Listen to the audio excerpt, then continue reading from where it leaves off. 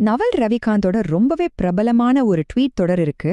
அதுல அவர் அதிர்ஷ்டத்தையே நம்பாம எப்படி உண்மையான செல்வத்தை உருவாக்க முடியும்னு சில விஷயங்களை சொல்லியிருக்கார். அதோட சாராம்சத்தை தான் நாம இப்ப பார்க்க போறோம். வாங்க இதுல என்ன இருக்குன்னு நம்ம ஆழமா பார்க்கலாம். முதல்ல நவல் சொல்ற இந்த ஒரு விஷயத்துல இருந்து ஆரம்பிக்கலாம். அவர் என்ன சொல்றாருன்னா, செல்வத்தை தேடுங்க, பணத்தையோ இல்ல அந்தஸ்தையோ தேடாதீங்கன்னு சொல்றாரு. இதுக்குள்ள ஒரு பெரிய அர்த்தம் இருக்கு. ஏன்னா செல்வம்ங்கிறது வெறும் பணம் இல்ல, அதுக்கும் மேல. சரி, இப்போ முக்கியமான விஷயத்துக்கு வருவோம். நம்ம வாழ்க்கையில பொதுவா 2 விதமான ஆட்டங்கள் இருக்கு. ஒன்னு செல்வத்தை உருவாக்குற ஆட்டம், இன்னொன்னு அந்தஸ்துக்காக ஆடுற ஆட்டம். இதுல நாம எந்த ஆட்டத்தை ஆடுறோங்கிறது ரொம்ப முக்கியம். அப்போ செல்வம்னா என்ன? யோசிச்சு பாருங்க. நீங்க தூங்கிட்டு இருக்கும் போதும் உங்களுக்காக உழைச்சு சம்பாதிச்சு கொடுக்கற சொத்துக்கள் தான் செல்வம். அது ஒரு பிசினஸா இருக்கலாம், ஒரு சாஃப்ட்வேரா இருக்கலாம், இல்ல சரியான முதலீடுகளா இருக்கலாம். இதோட ஒரே இலக்கு என்ன தெரியுமா? சுதந்திரம். அதாவது உங்களுக்கு பிடிக்காத ஒரு வேலைய பணத்துக்காக செய்ய வேண்டிய கட்டாயத்திலிருந்து உங்களை விடுவிக்கிறது தான். இப்ப இந்த ஸ்லைட பாத்தீங்கன்னா விஷயம் ரொம்ப கிளியரா புரியும். செல்வ விளையாட்டுல எல்லாருமே ஜெயிக்க முடியும், அது ஒரு பாசிட்டிவ் சம் கேம். ஆனா அந்தஸ்து விளையாட்டு அப்படி இல்ல, அது ஒரு 0 சம் கேம். அதாவது நான் ஜெயிக்கணும்னா நீங்க தோத்துதான் ஆகணும். இதுல ஒருத்தர் மேல போனா இன்னொருத்தர் கீழே வந்தே ஆகணும். இந்த அந்தஸ்து விளையாட்டுல ஒரு பெரிய பிரச்சனை இருக்கு. நீங்க மத்தவங்கள கீழே தள்ளினாதான் மேல போக முடியும்.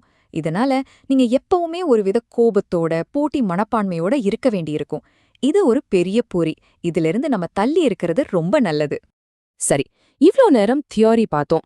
இப்போ விஷயத்தோட ஆக்ஷன் பாட்டுக்குள்ள போலாம். நவல் ரவிகாந்த் உண்மையான செல்வத்தை உருவாக்க ஒரு ஃபார்முலா சொல்றாரு. அதத்தான் இப்ப பார்க்க போறோம். இதோ அந்த ஃபார்முலா. செல்வங்கிறது அதிர்ஷ்டத்துல வர்றதில்ல, அதுக்கு 3 விஷயங்கள் தேவை.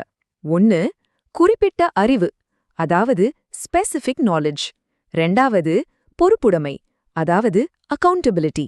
3வது நெம்புகோல், அதாவது லெவரேஜ். இந்த 3ம் சேரும்போதுதான் செல்வம் உருவாகுது. அப்போ அந்த 3 முக்கியமான தூண்கள் என்னென்னா குறிப்பிட்ட அறிவு, பொறுப்புடைமை மற்றும் நெம்புகோல். இது 3ம் தனித்தனியா சக்தி வாய்ந்ததுதான். ஆனா இது 3ம் ஒன்னா சேரும்போதுதான் செல்வத்தை உருவாக்குற அந்த மேஜிக் நடக்குது. வாங்க ஒவ்வொன்னையும் இன்னும் கொஞ்சம் ஆழமா பார்க்கலாம். முதல்ல குறிப்பிட்ட அறிவு. இது ஸ்கூல்லயோ காலேஜ்லோ சொல்லித்தரதில்ல. இது உங்க ஆர்வம், உங்க திறமை, உங்களுக்குள்ள இயல்பாவே இருக்கிற ஒரு பேரார்வத்தோட கலவை.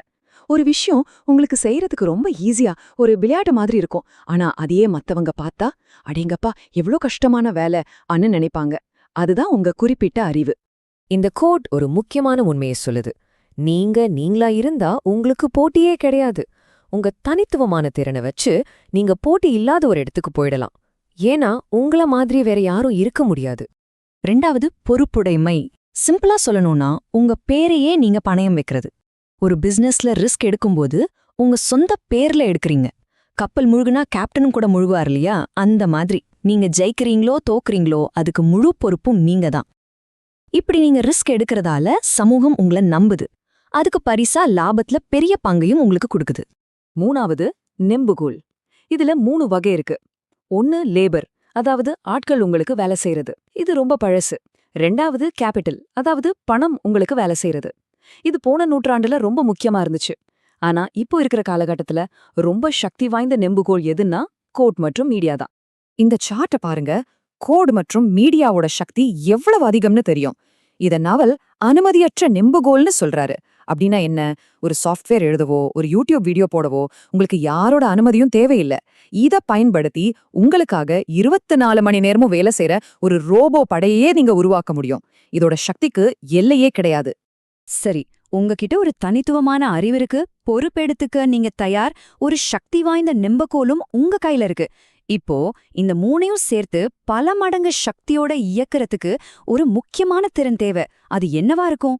யோசிச்சு பாருங்க. அதுதான் ஜட்ஜ்மெண்ட். தமிழ்ல சொன்னா மதிப்பீடு. உங்ககிட்ட எவ்ளோ பெரிய சக்தி வாய்ந்த நெம்புகோல் இருந்தாலும் சரி, அதை சரியா வழிநடத்த உங்களுக்கு ஒரு நல்ல ஜட்ஜ்மெண்ட் தேவை.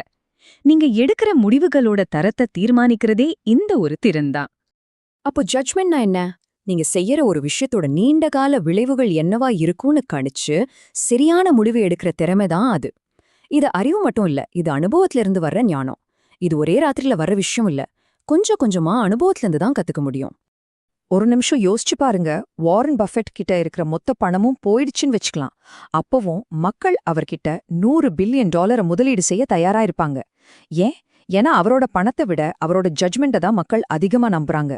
இந்த காலத்துல ஜட்ஜ்மெண்ட் அந்த அளவுக்கு சக்தி வாய்ந்தது.